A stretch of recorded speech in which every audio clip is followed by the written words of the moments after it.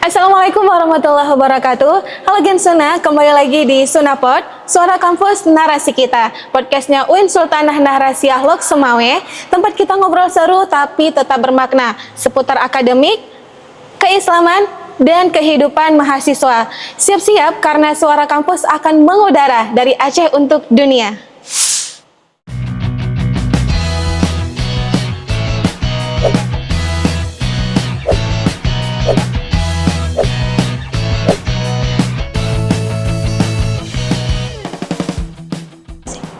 Nah, Gen Suna, sebelumnya kenalin dulu saya Nur Khofifah.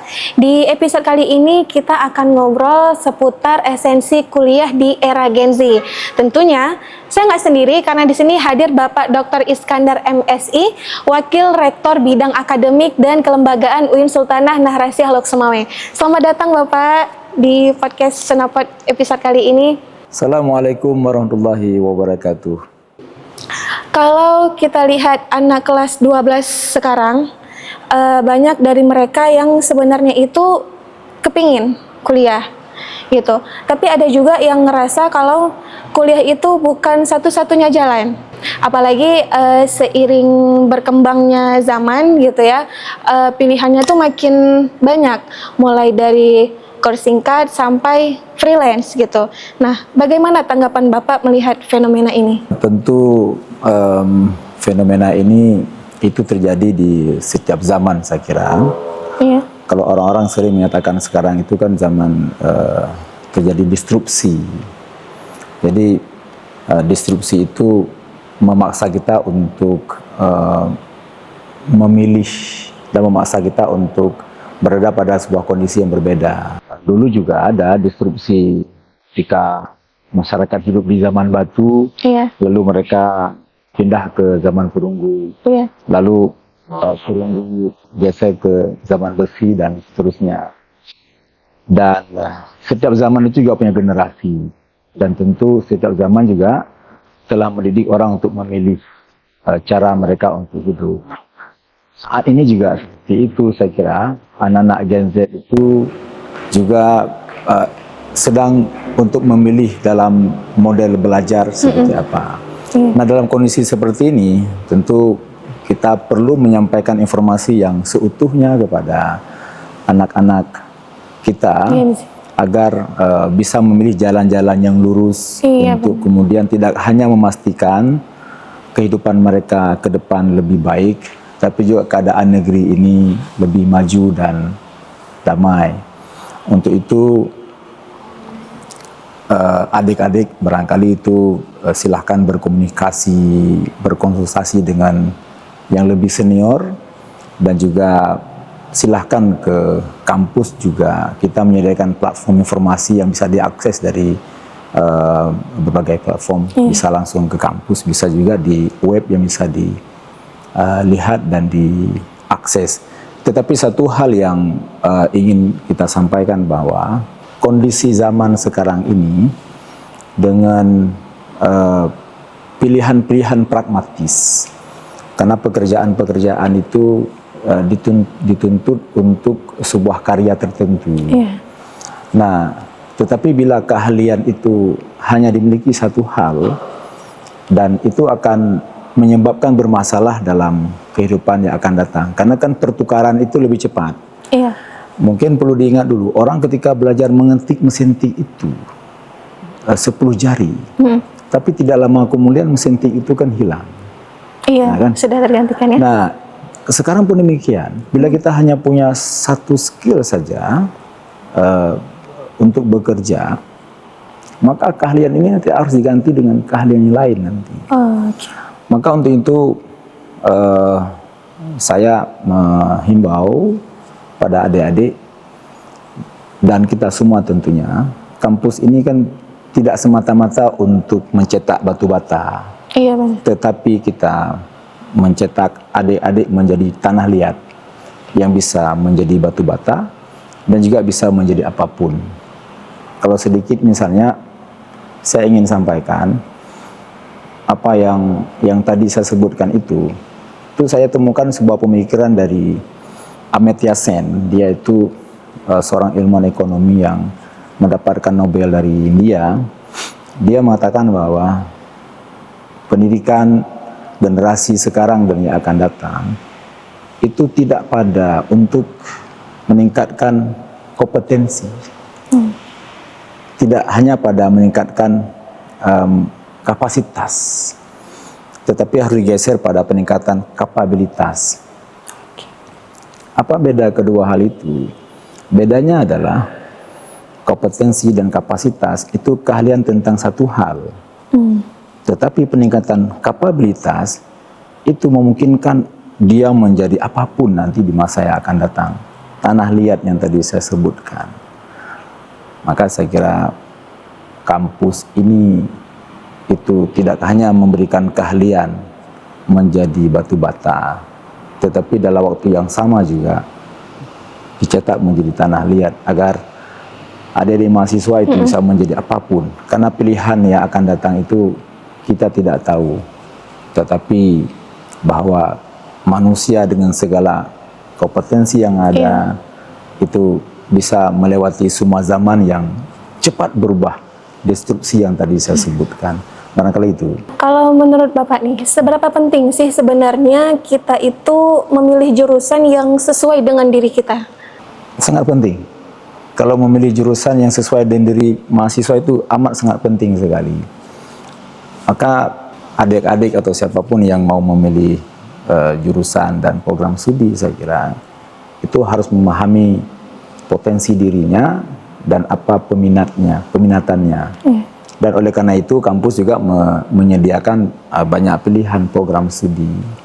Dan program studi yang disediakan itu tidak hanya untuk memenuhi harapan dari minat mahasiswa misalnya atau adik-adik kita yang mau kuliah, tapi itu juga perpanjangan dari program pemerintah untuk memberikan keahlian pada seluruh penduduknya untuk menjawab tantangan zaman yang ada di dalam masyarakat. Maka terus kampus ini, saya kira kampus manapun ya, program studi itu terus berkembang sesuai dengan zamannya. Jadi kalau misalnya ada, kan banyak ya mahasiswa itu yang kuliah itu tujuan utamanya biar punya ijazah untuk dia bisa mencari kerja gitu. Dan kampus kadang-kadang kan yang kita lihat realitanya ya, di kampus ini kan sering menekankan soal proses belajar atau pembentukan karakter yang seperti Bapak bilang tadi sebelumnya gitu. Nah, menurut Bapak sebenarnya esensi kuliah itu lebih ke hasil akhirnya nanti atau di ijazahnya atau proses jatuhnya selama kita di kampus gitu. Kampus itu ujungnya bukan hanya mengeluarkan lisensi atau ijazah yang menandakan bahwa seseorang sudah selesai belajar S1, S2 maupun S3. Tapi yang amat penting adalah kampus itu harus membentuk pribadi mahasiswa itu. Dia harus bisa berpikir kritis dan kreatif, dan juga dia harus berkarakter. Nah, dua hal ini penting, kan? Jadi dua hal ini sebagai indikator yang tadi saya sebutkan bahwa seseorang itu ia menjadi batu bata atau ia menjadi tanah liat. Dalam semua zaman itu berpikir kritis, inovatif itu penting. Okay? Tapi orang yang punya karakter itu juga amat sangat penting sekali. Kerja keras, jujur, kemudian dia bisa bergaul dengan masyarakat, bisa berkomunikasi dan seterusnya. Saya pernah membaca sebuah buku yang Owen ya, dia menulis tentang ada beberapa intelijensi manusia.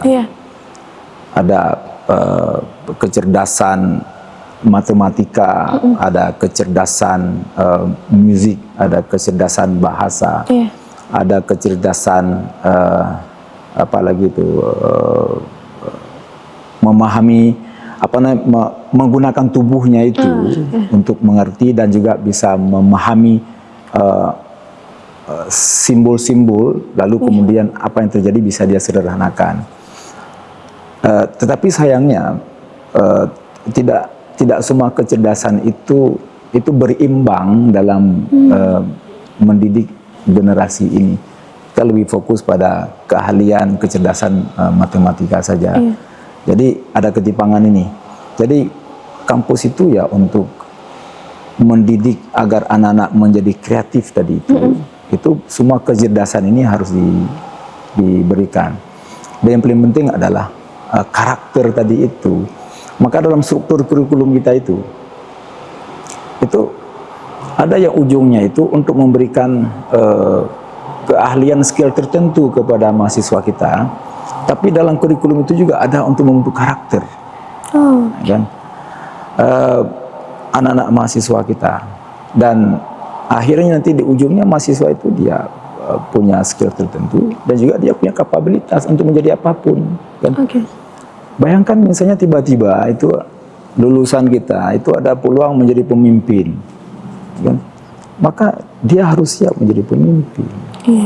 Lalu dia punya peluang untuk menyelesaikan satu masalah dengan keahliannya. Lalu dia punya keahlian itu.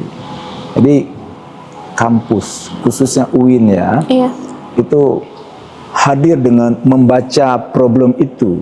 Dan problem itu yang harus bisa dijawab oleh kampus kita ini, tentu kita pastikan generasi yang akan datang itu bisa berjaya di dalam kehidupannya dan bisa memberikan sumbangsinya bagi dirinya, masyarakat dan komunitas di sekitarnya. Saya kira itu. Banyak yang bisa kita dapatkan dari kuliah ini, mulai dari pembentukan karakter sampai ya ijazah itu sudah pasti ada, seperti itu ya Pak ya. Benar. Kalau dibandingkan dari generasi yang sebelumnya gitu ya, zaman sekarang perubahannya itu cepat banget ya Pak ya, mulai dari teknologi AI sampai dunia kerja makin kesini kan kita lihat makin nggak terduga gitu ya kemajuannya gitu. Bisa jadi pengaruh cara orang melihat kuliah seperti itu. Nah, gimana tanggapan Bapak melihat ini? Benar, perubahan itu semakin kemari semakin cepat. Orang bersetia dengan besi itu waktu ratusan tahun. Tapi zaman sekarang itu ketika big data dan computer thing, kemudian lahirnya AI, itu segalanya akan berubah dengan begitu cepat. Nah, kan? Dalam perubahan begitu cepat, itu memang ada beberapa hal yang tergantikan, kan? Tetapi posisi manusia ini sebagai sebuah makhluk yang diciptakan Tuhan dan kemudian menjadi khalifah di bumi ini, itu kan tidak bisa digantikan oleh siapapun. Berpikir secara komprehensif dan menyeluruh itu hanya dimiliki oleh manusia. Jadi kita bisa melihat hutan secara keseluruhan dan kita juga bisa mengidentifikasi pohon per batang. Dan itu yang dimiliki oleh manusia. Sementara alat-alat lain tidak sampai ke situ dan dia tidak punya rasa apapun. Jadi jangan sampai manusia tercerabut dari khitahnya ini. Maka kampus hadir untuk memastikan manusia berada pada khitahnya dan perubahan-perubahan itu adalah memang bahagian dari perubahan alam. Dan kita kemudian tidak menjadi bahagian dari perubahan-perubahan itu. Dan karena itulah kampus hadir dan mengajak semua adik-adik mahasiswa untuk belajar agar kemudian kita tidak korban arus yang begitu cepat itu. Tetapi kita harus menjadi bahagian dari arus-arus yang terjadi itu. Saya kira seperti itu. Ya, tapi benar sih, memang karena kita hidup di zaman ini, kita ya harus mengikuti zaman gitu ya. Alat makin canggih, kitanya juga sebagai manusia yang menggunakan alat ini juga harusnya semakin bisa mengikuti zamannya gitu ya. Nah, kalau ini Pak, nggak sering sih, cuman banyak Khoifah jumpai, kalau anak kelas 12 ini sebenarnya mau kuliah, cuman ngerasa keluarganya ini belum siap secara ekonomi, seperti itu. Jadinya muncul dilema besar kayak aku lanjut kuliah atau kerja apa adanya aja ya gitu. Nah, gimana menurut Bapak soal ini? Dan kira-kira solusi atau dukungan apa saja yang sebenarnya ditawarkan oleh kampus untuk mereka yang berprestasi tapi terkendala oleh biaya? Ya, kampus kita ini hadir memang untuk bisa memastikan masyarakat itu bisa bersekolah, bisa belajar. Karena itu kita hadir dalam bentuk yang amat sangat dekat dengan kondisi masyarakat. Bagi anak-anak yang berprestasi misalnya lalu tidak memiliki kecukupan dana untuk mendaftar, kita punya jalur SPAN prestasi yang tidak akan dipungut biaya apapun. Lalu kemudian kita juga punya program UKT 0, kan, bagi mahasiswa yang bisa kita lihat nanti dokumennya bahwa memiliki ketidakmampuan ekonomi. Lalu kemudian kita juga memiliki PAZIS. Di situ zakat dari semua kita di kampus kita kumpulkan. Jadi itu menjadi jalan lain saya kira untuk memberikan kemudahan kepada adik-adik yang memang ingin melanjutkan kuliah dan belajar di kampus ini.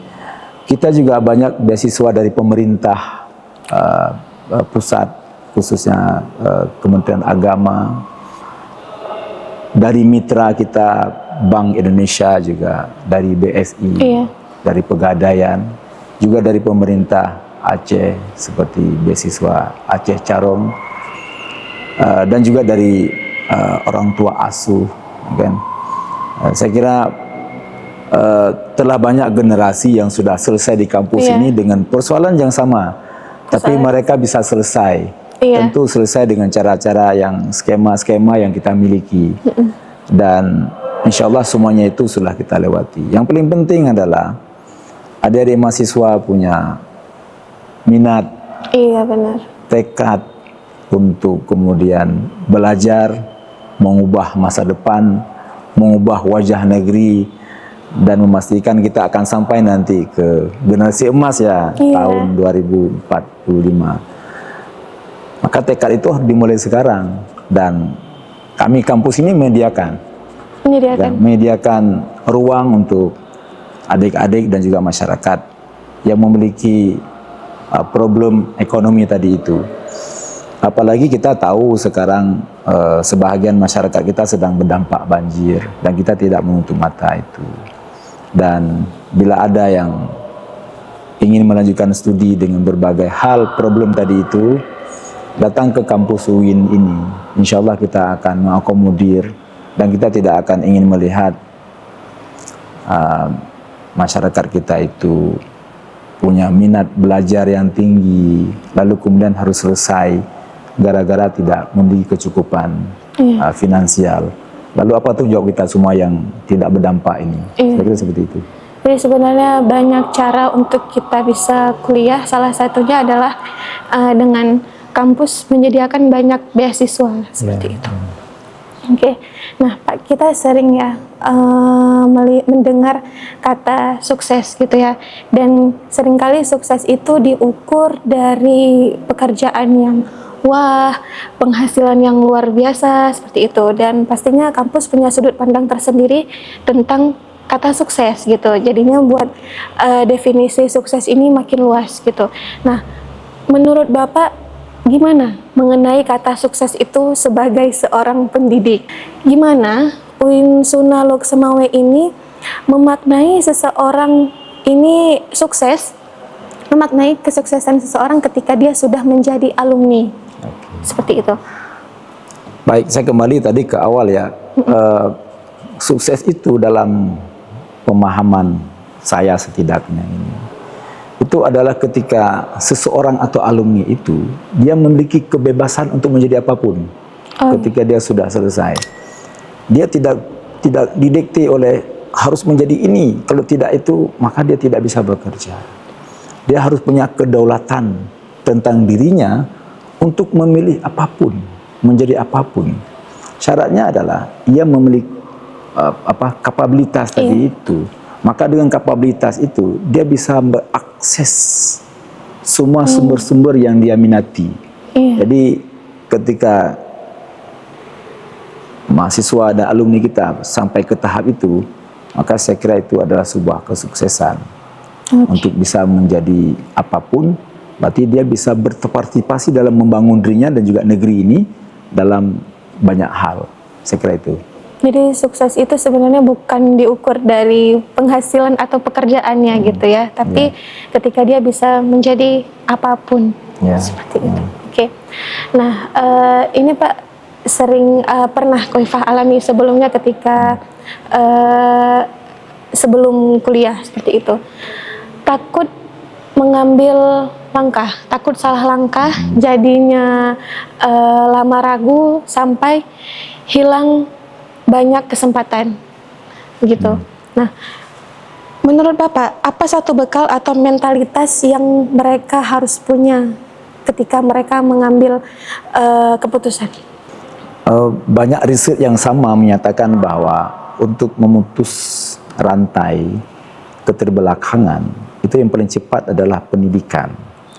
Nah, jadi adik-adik harus tahu bahwa jalan paling cepat untuk memutus rantai tadi itu adalah pendidikan. Maka tekad untuk mengubah itu, jalan yang paling lurus adalah dengan melanjutkan belajar, kuliah di kampus. Tadi memang belajar kita memiliki banyak platform di luar sekarang ini, tetapi belajar terstruktur dan memiliki instruktur dan terencana itu kan biasa dari lembaga pendidikan formal, seperti kampus ini. Kita target untuk mencetak seorang sarjana itu dalam rentang waktu 4 tahun. Nah, jadi dalam 4 tahun itu kita punya target-target keahlian apa harus dimiliki, kemudian skill apa yang harus dimiliki, kemudian materi apa harus diajarkan. Dan ini kan tidak terjadi di luar, itu ada di kampus. Maka belajar terstruktur dan terencana untuk menjadi sesuatu itu kuliah di kampus, saya kira seperti itu.